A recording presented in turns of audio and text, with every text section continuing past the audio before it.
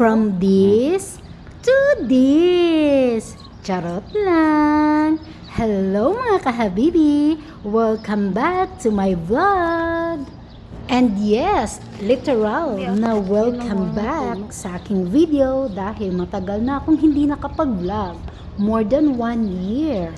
See? This time, itatry kong mag-vlog ulit. Pero I will not promise. For today's video, samahan nyo kaming mag-walking ng aking asawa to make it healthy.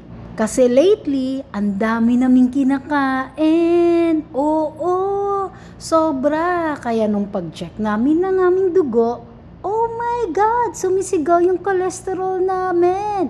Kaya, ayun, napag-isip namin na mag-walking kami. Tara, samahan niyo kami. Mga kahabibi, hindi niyo ba pansin yung paligid namin? Sobrang ganda.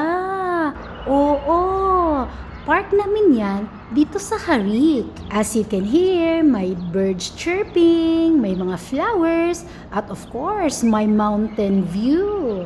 Alam niyo mga kahabibi, lagi akong napapasalamat sa Ama dahil sa mga biyaya niyang magagandang kalikasan. Kaya mga kahabibi, ingatan at i-enjoy niyo ang kalikasan natin at alagaan. Huwag magtapon ng basura kahit saan. Kaya tuwing may plano kaming mag-walking ng aking asawa, dito kami nag-walking.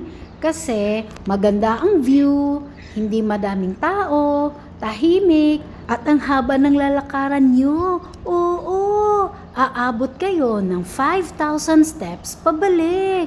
Yes, kaya sulit na sulit. Naka 5,000 steps ka na, maganda pang view nyo. See? At lately, laging umuulan dito sa Saudi.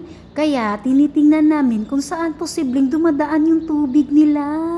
At dito yun, ang ganda ng place at ng view. See?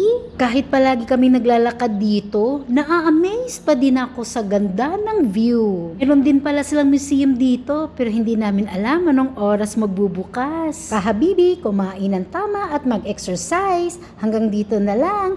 Amping!